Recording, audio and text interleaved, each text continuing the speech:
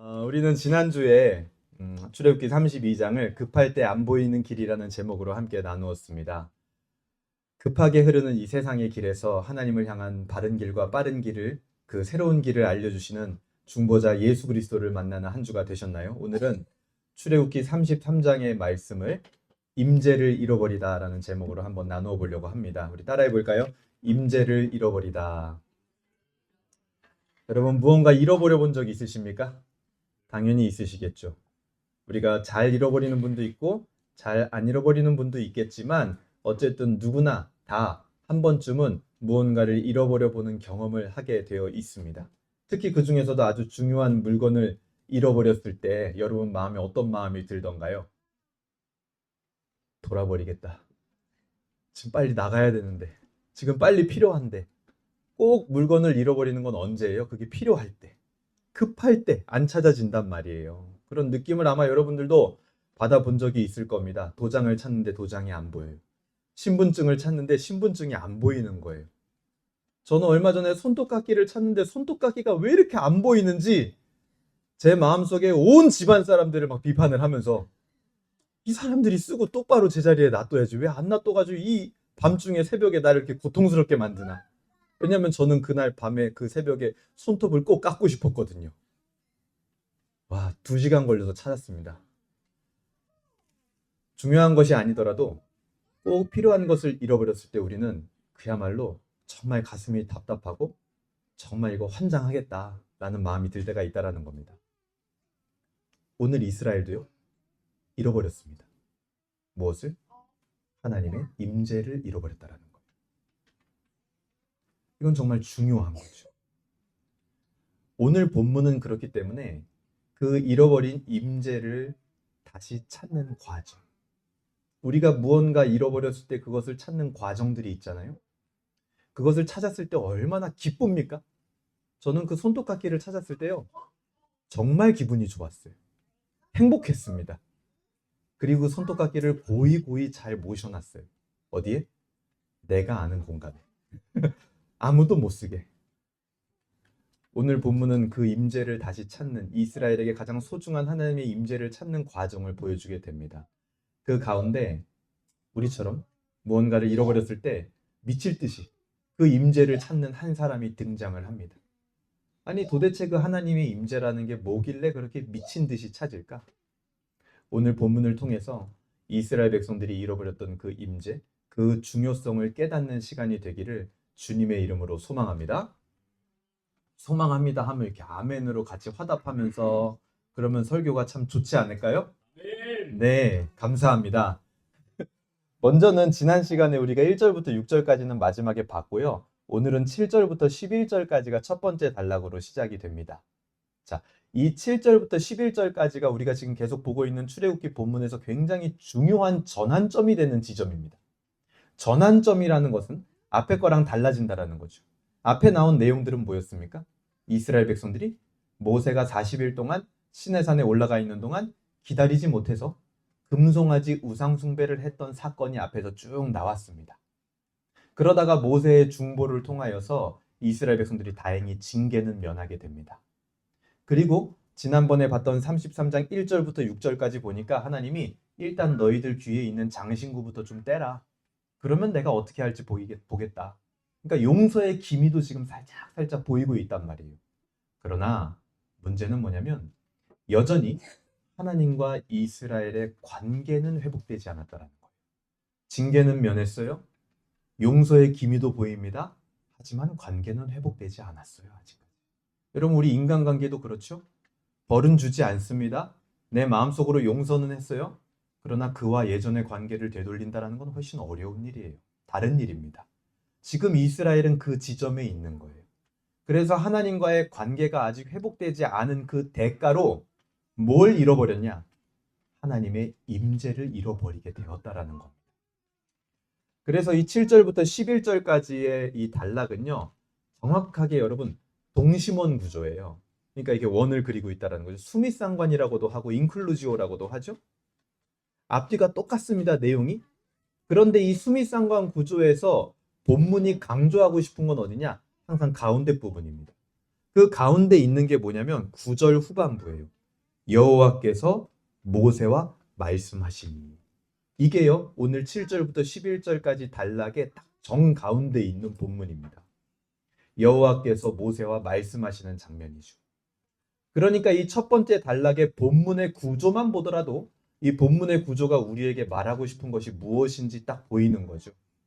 하나님의 임재를 잃어버렸는데 그 임재의 회복의 키는 뭐냐면 하나님과 모세와의 대화 가운데 나온다.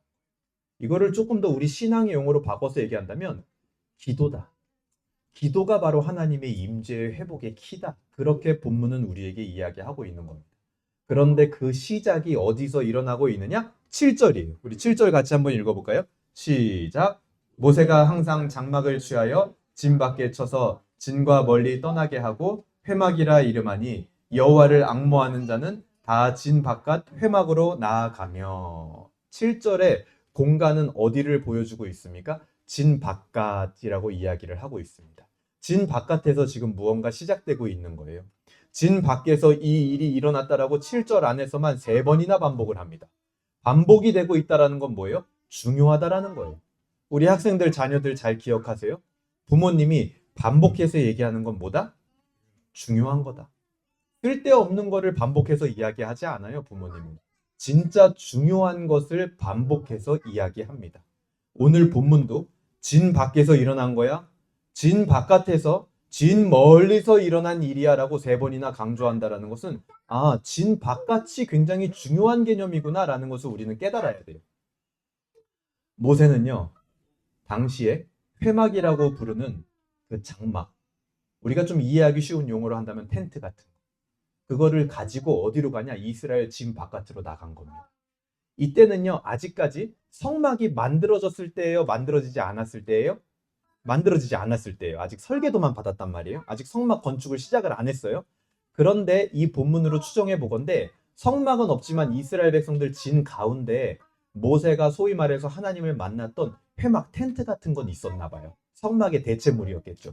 근데 그거를 갑자기 모세가 어느 날 다 걷어가지고 텐트 팩을 다 빼가지고 진 바깥으로 나가고 있는 거예요.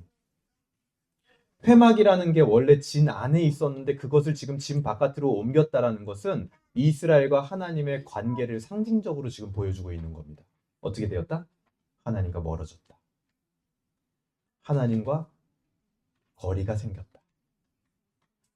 하나님과 멀어진 백성들 안에서는 모세가 판단하기에 그 무엇도 할 수 없다라고 판단을 한 겁니다.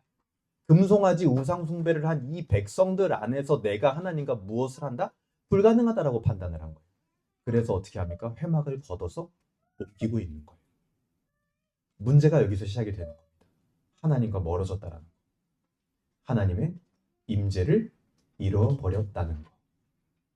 여러분 어떻습니까? 우리는 직접적이고 특별한, 이 형용사가 중요합니다. 직접적이고 특별한 하나님의 임재. 원래 이스라엘에게 임했던 하나님의 임재는요, 직접적이고 특별한 거였습니다. 어떻게 직접적이었죠? 구름 기둥과 불 기둥으로 직접적이었어요. 보이는 거였습니다. 우리 느낌 같은 게 아니었어요. 만나와 메추라기로 직접적인 거였습니다. 반석에서 물이 나오는 직접적인 거였어요. 그냥 내 마음에 주시는 평화가 있었다. 그게 하나님의 임재다. 그런 식으로 타협된 임재가 아니었단 말이에요. 직접적이고 특별한 그 임재가 지금 끊어지고 잃어버려진 거예요. 여러분 어때요? 우리는 그 직접적이고 특별한 하나님의 임재를 가지고 있습니까? 이스라엘은 그걸 잃어버린 거예요. 그런 진 안에서는 무엇도 할 수 없는 겁니다. 예수님이 말씀하셨죠, 제자들에게. 나를 떠나 너희들은 아무것도 할 수 없을 것이다 하신 그 말씀처럼 하나님의 임재를 잃어버린 이스라엘의 진 안에서는 아무 일도 일어나지 않는 겁니다. 그런 심각한 상황을 오늘 본문 7절을 보여주고 있는 겁니다. 하지만 이 7절은요, 동시에 뒷부분에서 소망도 보여줘요. 뭐라고 얘기하냐면 모세가 진 바깥으로 가서 회막을 쳤는데 후반부에 이렇게 나오죠. 여호와를 앙모하는 자는 다 진 바깥 회막으로 나아갔다. 여기서 이 앙모하다라는 표현, 저 이거 번역을 정말 잘한 것 같아요. 영어 성경으로 보면요, 알기 원하는 자들, 묻기 원하는 자들 이렇게 돼 있거든요. 느낌이 별로 안 와요. 근데 우리나라 말로 앙모하다라는 표현은 뭐냐면 그리워하다, 이런 표현이에요. 그리워하다. 잃어버린 하나님의 임재를 그리워하는 사람들은요, 모세를 따라서 진 바깥 회막으로 나아갔습니다. 왜요? 여전히 그곳에선 하나님의 임재의 가능성이 열려 있었기 때문이에요. 그러니까 거기를 따라가는 거예요. 우리 안에 잃어버린 하나님의 특별한 임재는 진 바깥에서 회복이 시작이 되는 겁니다. 진 바깥이라는 곳은 어떤 곳입니까? 평소와 다른 공간을 말하는 거예요. 거기에 장막을 쳤다라는 겁니다. 어떻게 보면요, 상당히 튀는 행동을 하는 거예요. 여러분, 그때 당시 상황을 생각을 해보세요. 여러분, 상상을 하면서 설교를 한번 들어보세요. 모세가 업무 보던 회막, 하나님과 만나던 그 회막이 이스라엘 진 안에 원래 있었단 말이에요. 근데 그거를 모세가 하나하나 다 나무도 뜯고 천도 다 뜯고 해가지고 막 들고 가고 있다고 생각해봐요. 혼자서 낑낑대면서. 굉장히 튀는 행동입니다. 이스라엘의 이목이 집중됐을 거예요. 또 모세가 지금 뭐 하는 거지? 가출? 도망치나? 우리를 버리고 가나? 그런 행동이었을 거란 말이에요. 평소보다 튀는 행동을 하는 거. 그게 바로 진 바깥에 회막을 치는 겁니다. 무엇을 위해서? 하나님의 임재를 다시 찾기 위해서. 하나님의 임재를 그리워해서 그렇게 했다라는 거예요. 잃어버린 하나님의 임재에 대한 그리움은요, 우리로 하여금 반드시 다른 어떤 특별한 행동을 하게 만듭니다. 그리운 사람은요, 반드시 다시 찾게 되어 있어요. 옛날 상자를 반드시 열어봅니다. 8절. 모세가 회막으로 나아갈 때에는 백성이 다 일어나서 자기 장막 문에 서서 모세가 회막에 들어가기까지 바라보며, 이렇게 나오죠. 모세와 여호와를 앙모하는 자들이 지금 따라서 지금 밖으로 나갑니다. 그런데 그때 그에 반해서 장막 문에서 모세의 행동을 바라보는 사람들이 있었다라고 얘기를 하고 있어요. 그들은요, 수근수근 했을 겁니다. 모세가 지금 뭐 하는 거지? 왜 지금 바깥에 회막을 치지? 모세가 지금 무엇을 하고 있는 건지, 거기서 무슨 일이 일어나는지 이 사람들은 몰라요. 그냥 장막 문에서 서서 보고 있기 때문이에요. 그런데 거기서 무슨 일이 일어납니까? 9절. 모세가 회막에 들어갈 때에 구름 기둥이 내려 회막 문에 서며 여호와께서 모세와 말씀하시니, 그곳 회막에서는요, 하나님과 모세의 대화가 이루어집니다. 그건 아주 친밀한 대화였어요. 이게 바로 이스라엘이 그리워하던 겁니다. 그때 떠나갔던 구름 기둥이 그 회막 위에 회복이 됩니다. 잃어버린 하나님의 임재가 회복되었다라는 거죠. 그러고 나니까 10절에 어떤 일이 일어납니까? 모든 백성이 회막 문에 구름 기둥이 서 있는 것을 보고 다 일어나 각기 장막 문에 서서 예배하며, 이렇게 나오죠. 장막 문에서 모세가 지금 뭐 하는 거지 하고 바라보고 있었던 백성들은요, 그 회막에 구름 기둥이 서 있는 것을 보고 그곳에서 예배합니다. 그러니까 여기서도 우리 신앙의 패러다임이 좀 깨져요. 예배해서 하나님이 임재가 있는 게 아니라 하나님의 임재를 받기 때문에 예배하게 되는 겁니다, 여러분. 하나님의 임재를 보지 못한 사람은 어쩌면 예배조차 할 수도 없는 상태예요. 무엇을 근거로? 내가 만난 하나님이 없는데. 하나님의 임재라는 것을 이렇게 간접적으로라도 봐야 예배하는 마음이 드는 거예요. 간접적이지만 하나님의 임재의 파동은요, 이렇게 엄청난 겁니다. 장막 문에서 멀리서 보기만 했는데도 그 사람을 예배하게 만들어버리는 거예요. 형식적인 예배가 아니라 무릎을 꿇을 수밖에 없는 예배를 이끌어내는 게 하나님의 임재의 능력이라는 거예요. 근데 중요한 건 여기서 진 문에서 예배하는 자들이 봤던 임재는 그저 간접적인 임재라는 거예요. 이 진 문 앞에 서서 임재를 바라보고 있었던, 멀리서 하나님의 임재를 바라볼 수밖에 없었던 것은 이스라엘 백성들의 정말 안타까운 현실입니다. 우리도 마찬가지입니다. 우리도 모르게 죄와 우상이라는 것은 우리를 이렇게 간접적인 임재에 그저 만족하게 만들어버립니다. 멀리서 하나님의 임재를 보고 거기서 예배하는 것으로 난 이 정도면 좋게, 괜찮아. 아니요, 그렇지 않거든요. 구름 기둥이 지금 자기들에게 온전히 회복된 게 아니란 말이에요. 근데 멀리서 그냥 본 그 간접적인 임재로 만족하게 해버린다는 거예요. 무엇이요? 죄와 우상 숭배가. 성경 속에 등장하는 신앙과 나의 신앙이 다르다라는 것을 성경을 보면서 수도 없이 우리는 깨닫거든요. 하나님의 능력과 하나님 믿는 사람들이 어떻게 살았는지. 그런데 그냥 그러려니 합니다. 그리고 나는 그냥 간접적인 하나님의 역사로 만족을 해버려요. 간접적인 임재로 만족하는 우리의 현실과 지금 이스라엘의 모습은 상당히 닮아 있는 겁니다. 여러분, 오늘 한번 잘 생각해 보세요. 신약 성경에 나온 예수님을 믿는다라고 하는 그 교회들과 예수님의 제자들, 성도들이 겪었던 그 하나님의 역사와 오늘 우리가 겪고 있는 신앙의 역사가 똑같은지 같아야 되거든요. 같은 하나님을 믿기 때문에. 근데 분명 다르다라는 거 여러분 양심이 이야기하고 있을 겁니다. 근데 우리는 그것에 만족하며 살아가고 있다라는 거예요. 모세에게 임한 하나님의 임재는요, 직접적인 거였습니다. 그것은 장막문에 서 있는 백성들도 볼 수 있을 만큼 직접적인 거였어요. 우리에게 하나님이 바라시는 신앙은 이 지점입니다. 더 직접적인 신앙으로 우리를 이끌기를 원하시는 게 하나님의 마음. 우리는 모세와 여호와를 앙모하는 자들처럼 진 바깥 회막으로 나아가야 됩니다. 여러분, 특별한 행동을 무언가 취할 줄을 알아야 돼요. 그리고 나서 11절 보세요.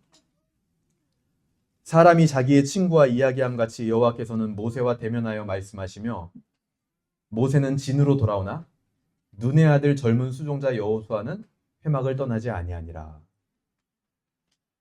임재의 회복을 경험한 모세는요, 진 안으로 돌아옵니다. 왜 돌아와야 했을까요? 이스라엘 백성들한테 얘기해 줘야 되잖아요. 저기서 지금 임재가 예전처럼 다시 회복되고 있어. 너희들에게도 가능성이 있어. 이거 얘기해 줘야 되잖아요. 그런데 여호수아는 회막에 남겨두고 옵니다. 이 부분이 굉장히 의미심장한 거예요. 자기는 임재의 회복을 알리기 위해서 와야 했지만, 자 보세요. 모세가 임재의 회복을 알리기 위해서 진 안으로 들어올 때 그 사이에 있을 하나님의 그 임재가 있을 수도 있거든요. 그거를 모세는 놓치고 싶지 않은 거예요. 그래서 여호수아를 남겨놓고 옵니다. 하나님의 직접적인 임재를 경험한 사람의 특징은 이래요. 하나님의 임재를 절대 포기하고 싶어 하지 않습니다. 엄청나게 그것을 그리워해요. 그게 모세의 마음이었다는 거죠. 그리고 나서 12절부터 오늘 마지막 23절까지는 그 회막 안에서 벌어졌던, 아까는 이제 축약형으로 나왔잖아요. 친구와 대화하듯이 대화했다. 그 내용이 뭐였는지가 12절부터 23절까지 자세하게 나옵니다. 모세와 하나님의 대화가요. 그러니까 하나님과 모세의 기도가 지금 나오는 거죠. 이게 뭐라 그랬어요? 임재 회복의 키라고 말씀을 드렸습니다. 어떻게 그 구름 기둥이 회막 가운데 다시 회복이 됐을까? 여기에 키가 있는 거예요. 어떻게 기도했을까, 모세가. 12절 보세요. 같이 읽어볼까요? 12절 시작. 모세가 여호와께 아뢰되 보시옵소서 주께서 내게 이 백성을 인도하여 올라가라 하시면서 나와 함께 보낼 자를 내게 지시하지 아니하시나이다.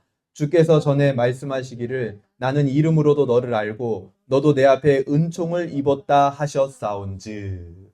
자, 여기 나온 이 모세의 기도는요, 전부 다 하나님이 앞에서 먼저 이야기한 거, 그거를 인용한 겁니다, 지금. 그러니까 하나님이 한 말을 지금 똑같이 따라하고 있는 거예요. 그런데 재미있는 게 부분적으로 인용을 하고 있어요. 모세가 이렇게 기도했죠. 올라가라고 해놓고 나와 함께 보낼 자를 하나님이 지시하지 않았습니다.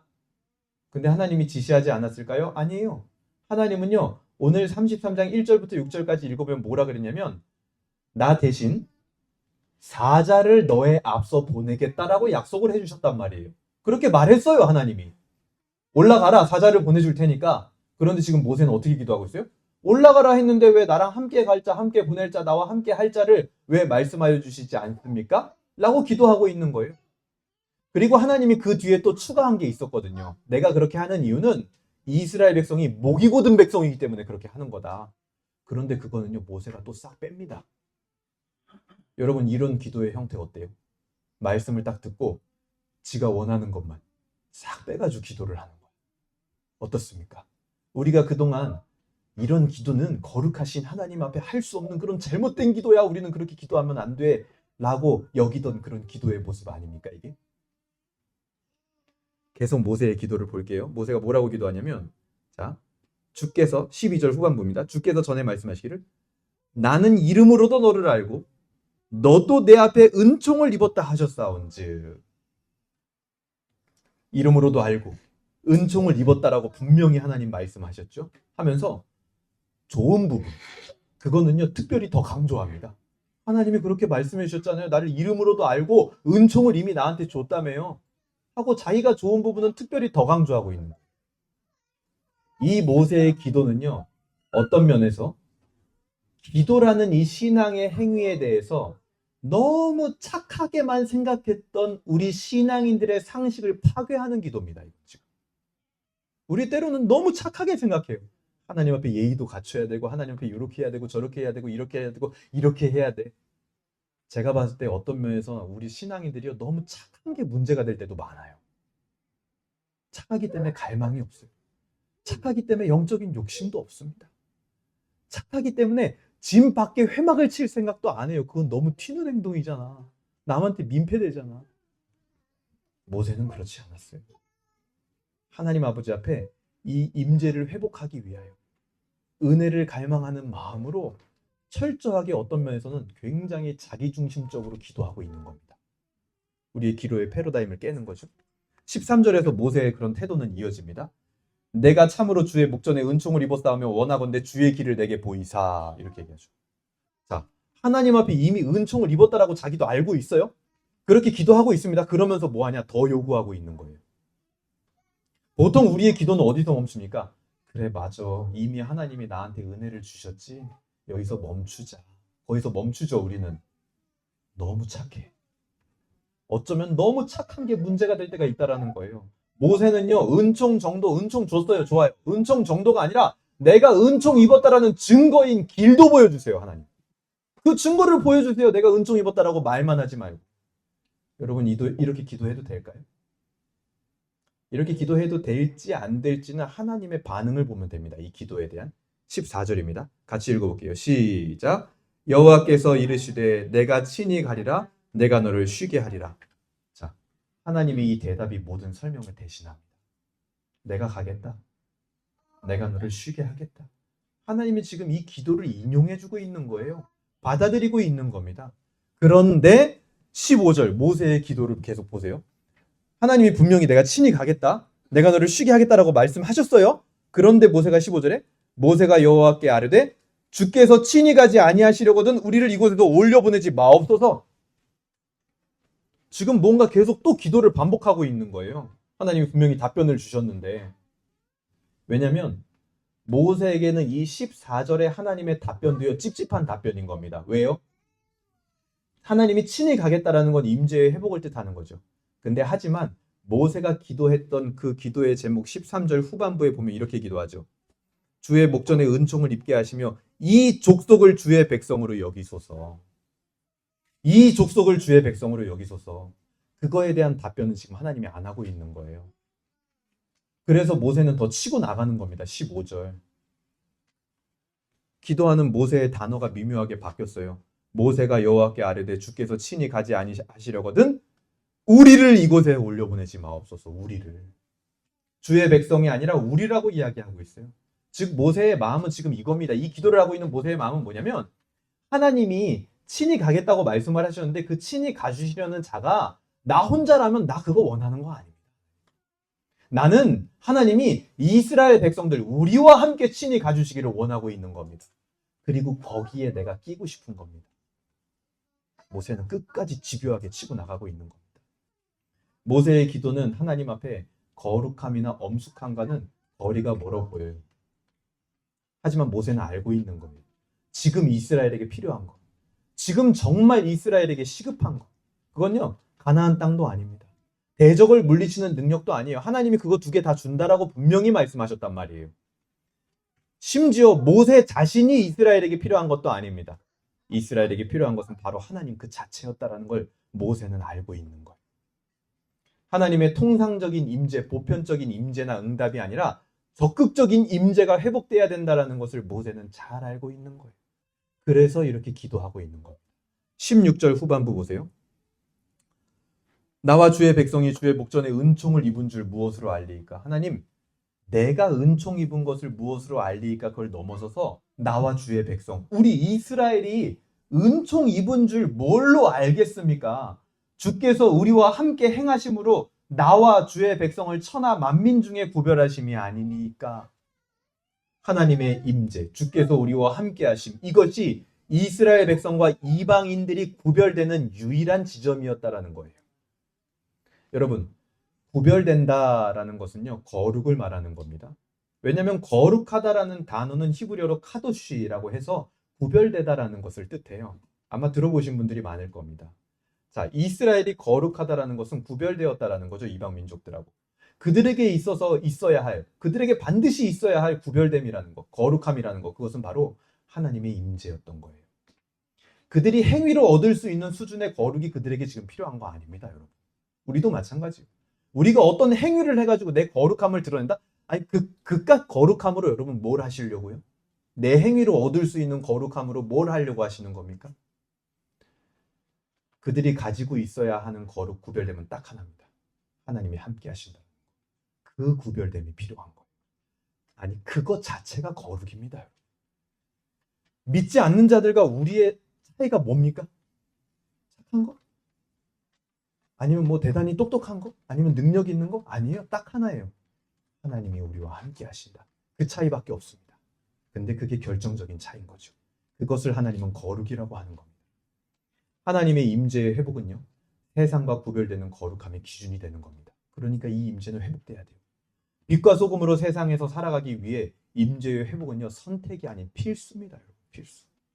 하나님의 그런 직접적인 임재, 저는 그런 거 없어도 그냥 지금 신앙으로도 만족하면서 이렇게 잘 평안하게 지내면 될 것 같아요. 아니요. 어쩌면 그것은 오히려 구별, 거룩이 없는 모습일 수도 있어요. 선택이 아닌 필수예요. 필수. 17절 보세요. 여호와께서 모세에게 이르시되, 다시 하나님의 답변이 나옵니다.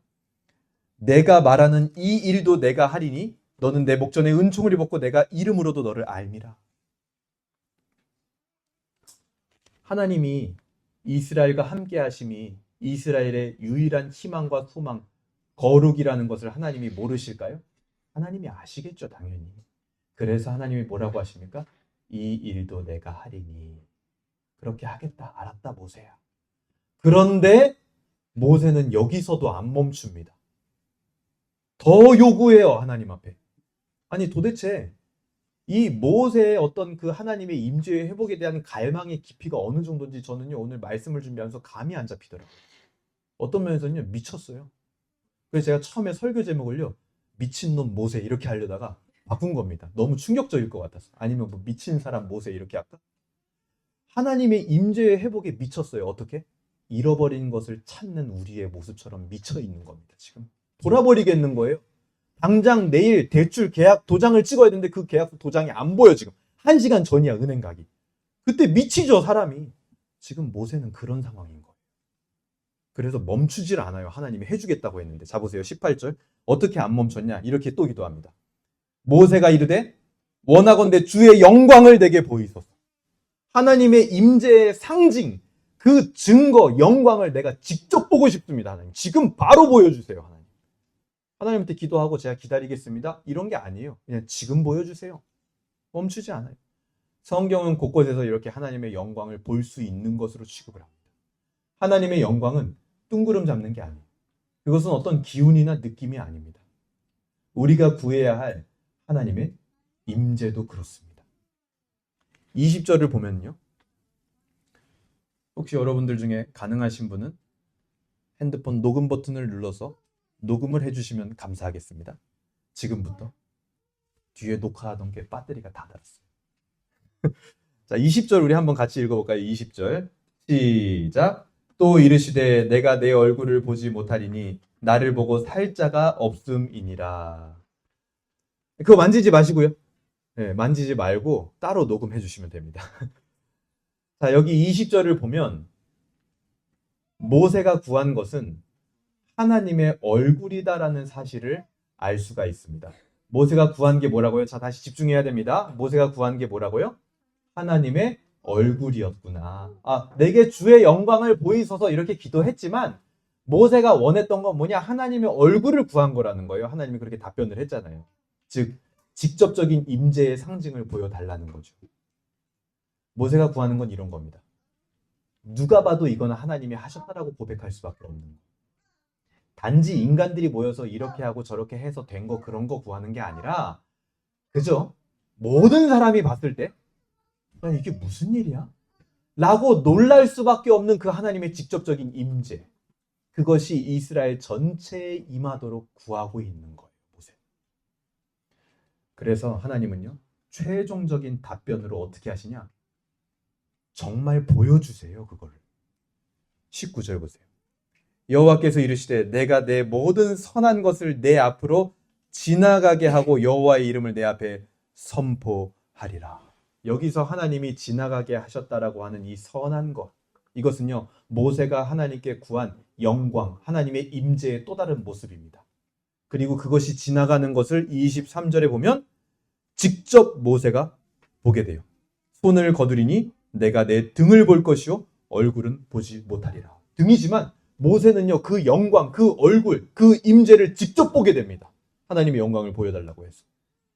이것이 바로 하나님의 임재의 특징입니다. 그 임재가 우리에게 다가온다라는 것 누구도 알 수 없습니다. 여러분도 몰라요. 근데 하지만 그 임재를 경험하고 그 임재가 지나가고 나면 누구나 다 알아요. 뒷모습을 보면 저것이 하나님의 영광이구나, 임재구나, 그거를 누구나 다 알게 된다라는 거예요. 그것이 하나님의 임재였다라는 것을.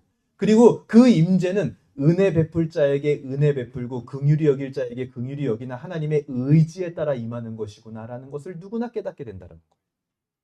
하나님의 임재의 회복은 오늘 하나님이 말씀하신 것처럼 은혜 베풀 자에게 은혜 베풀고 긍휼히 여길 자에게 긍휼히 여기는 하나님의 의지입니다. 의지.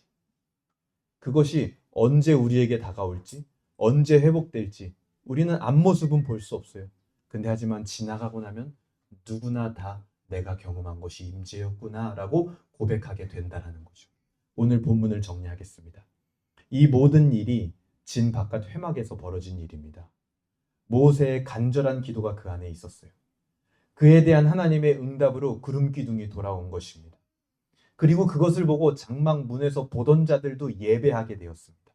누구도 외면할 수 없고 누구도 부정할 수 없고 누구라도 흥미를 느낄 수밖에 없는 하나님의 직접적인 임재가 회복된 겁니다.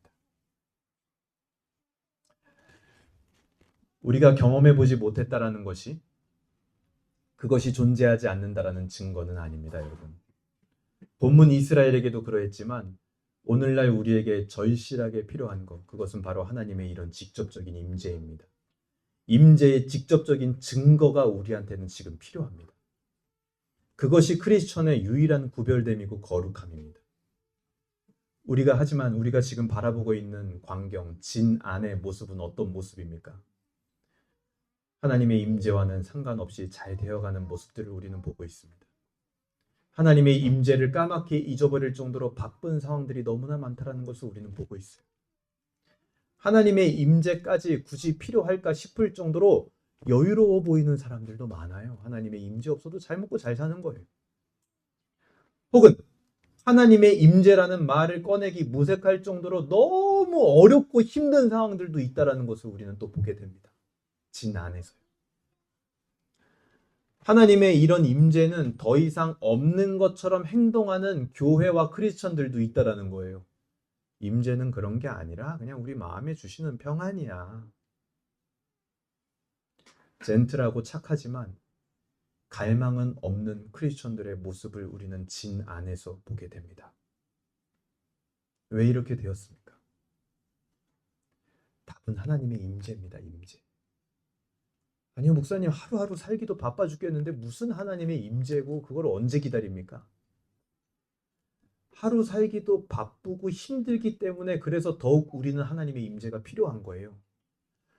하나님의 임재가요, 이 세상을 바꾸기 위해서 필요한 게 아니라 오늘 우리의 현장에서 내 삶의 모든 문제와 삶 자체를 세상의 방식과는 다르게 구별되고 거룩하게 처리해낼 수 있는 그 힘, 그게 어디서부터 나오냐?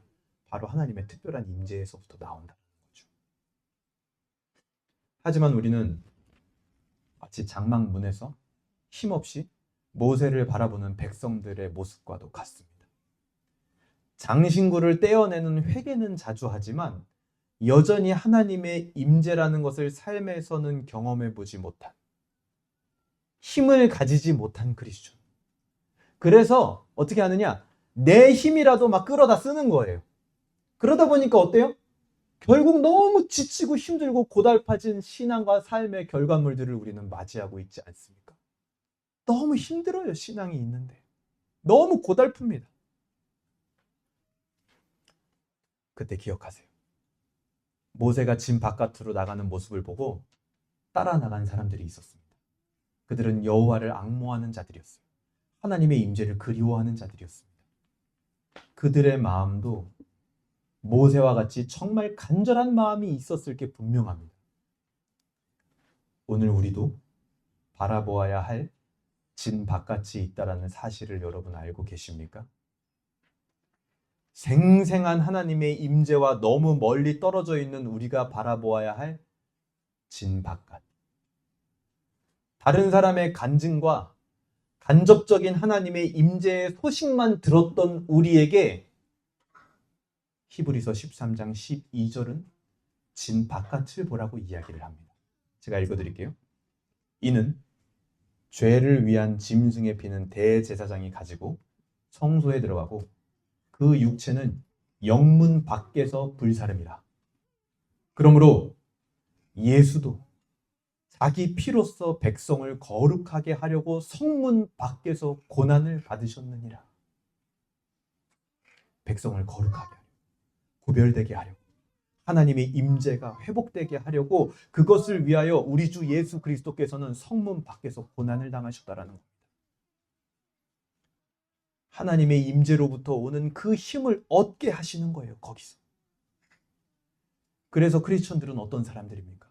그 힘으로 하루를 사는 사람들이에요. 그 힘으로 나의 문제와 삶을 바꾸어가는 사람들입니다.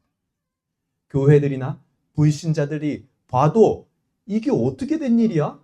라고 할 수밖에 없을 만큼 하나님의 그 임재의 증거를 가지고 다니는 사람들이 크리스천들이에요. 우리는 그 짐 바깥, 십자가가 있는 성문 바깥을 바라봐야 되는 겁니다. 이 세상은 짐 바깥에는 선한 것이 없다라고 이야기를 합니다. 그래서 어떻게든지 주류로, 메인으로 들어가야 살아남는다라고 이야기를 하는 시대가 됐어요. 그래서 자신의 부족함을 메우려고 굉장히 많이 노력하면서 삽니다.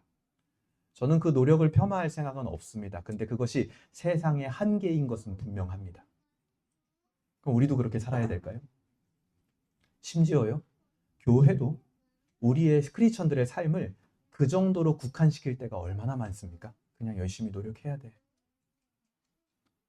하지만 복음은 우리에게 그 길을 제시한 게 아니에요.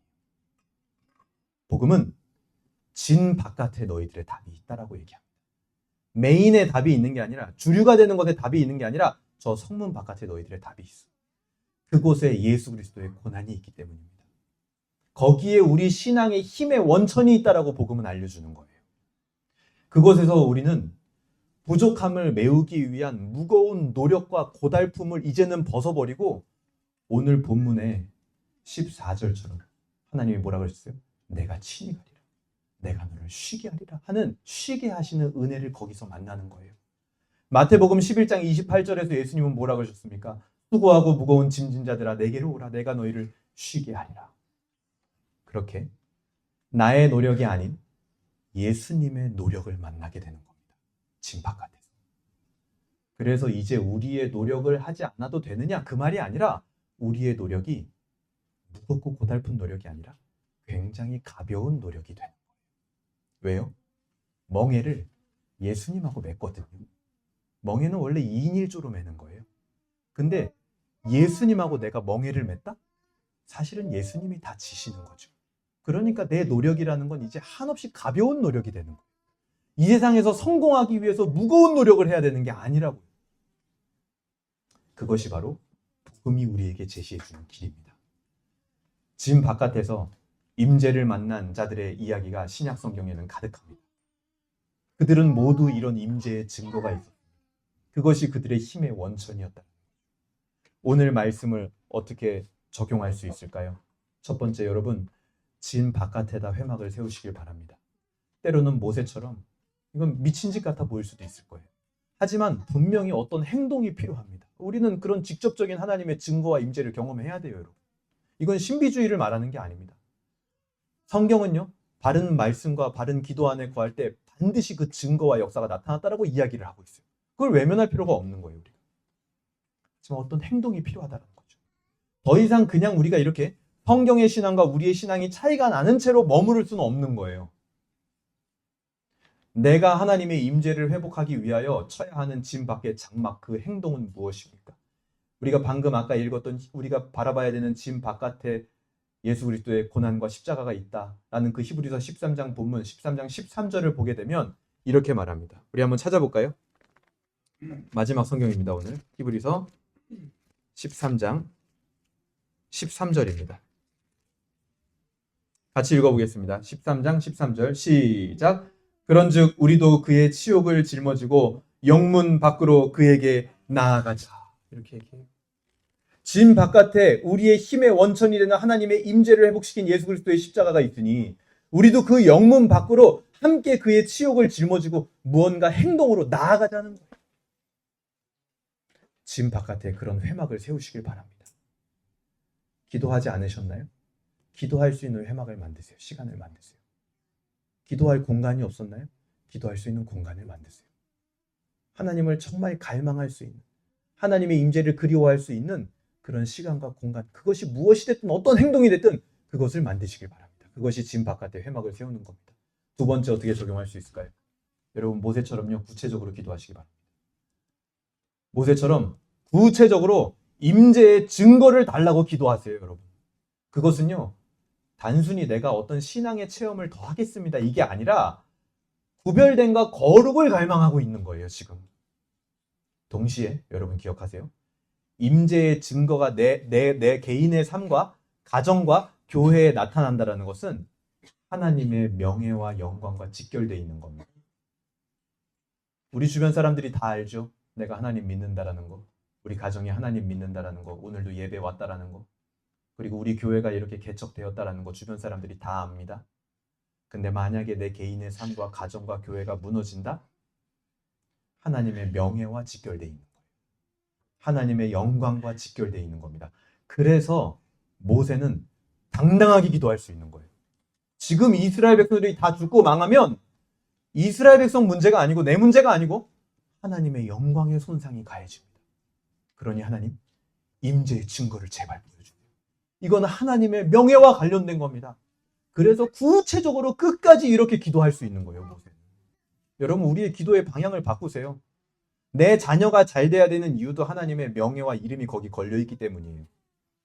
그러니까 단순하고 너무 순수하고 착하게 그냥 제 자녀는 그냥 신앙 안에서만 크면 저는 소원이 없습니다. 그 기도가 착해 보이죠. 근데 어쩌면 내 자녀의 인생과 하나님의 이름이 전혀 연관 없는 것 같이 여기는 기도일지도 몰라요.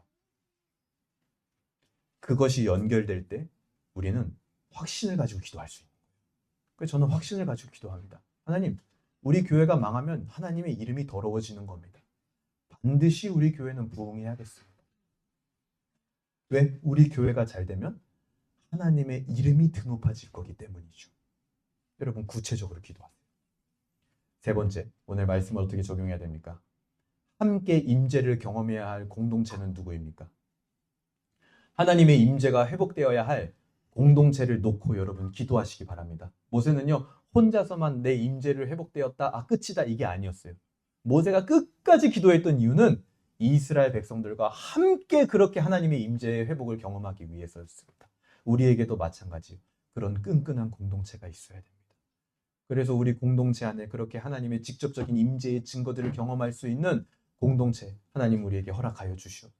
내 옆에 있는 사람과 함께 그것을 발견하고 경험하게 하여 주시옵소서. 그래서 둘 다 놀라는 거예요. 왜요? 하나님의 임재의 증거. 둘 다 입이 다물어져요. 이거는 뭐 인간들끼리 모여가지고 이렇게 저렇게 했으니까 된 거지 이게 아니라 그냥 이건 하나님이 하셨다. 이런 고백을 할 수밖에 없는 그 임재의 증거. 그것을요 우리는 같이 경험해야 됩니다. 오늘 말씀이 우리에게 주는 소망과 비전은 무엇입니까? 웨스트민스터 신앙고백서 5장에는 섭리라는 파트가 있습니다. 섭리. 그 섭리라는 파트 3항에 보면은 일반 섭리와 특별 섭리 이렇게 소제목이 달려 있어요. 그 내용을 제가 읽어드릴게요. 보세요. 하나님은 그의 일반적인 섭리에서는 여러 수단들을 사용하신다. 여기서 여러 수단이라는 것은 인간에게 지혜를 주시기도 하고 마음의 평안을 주시기도 하고 또 우주 만물들이 운행하는 원리들 이런 것들을 말하는 거예요. 그렇게 하나님은 역사하시잖아요. 섭리하시잖아요. 그렇지만 그는 그 수단들 없이 그것들의 초월 그리고 역행하여서도 그의 기쁘신 뜻대로 자유롭게 역사하신다라고 우리 신앙의 선배들이 교리에 딱 박아 놓았습니다. 이거를 우리는 특별성이라고도 하고 오늘 우리가 계속 얘기했던 하나님의 특별한 임재의 증거인 거예요. 그렇게도 하나님은 역사하신다고. 하나님의 의지에 따라 역사하시는 하나님의 특별한 임재가 우리의 소망과 비전이 되는 겁니다. 말씀을 정리하겠습니다. 잃어버린 임재의 회복에 대한 모세의 이 미친 것 같은 그 갈망은요, 잃어버린 양을 찾는 목자의 마음과도 같습니다. 잃어버린 양을 찾아 미친 듯이 이 땅에 오신 예수님의 마음인 거예요. 어쩌면 저는 이런 생각을 해봐요. 우리가 잠시 임재를 잃어버리는 것도 어쩌면 그 목자의 마음을 공유하고 싶은 하나님의 심정일지도 모르겠구나. 크리스천이니까 하나님의 임재 회복해야 돼. 힘 얻으려고 하면 하나님의 임재 회복해야 돼. 이런 딱딱한 말이 아니라 잃어버린 임재를 찾아가면서만 알 수 있는 하나님의 마음이 있다라는 거예요. 그리고 그것을 찾았을 때 행복이 있다라는 겁니다. 그 행복으로 하나님은 오늘 여러분들을 초대하고 있습니다. 한 주도 그런 하나님의 직접적인 임재를 구하는 한 주가 되길 주님의 이름으로 소망합니다. 아멘.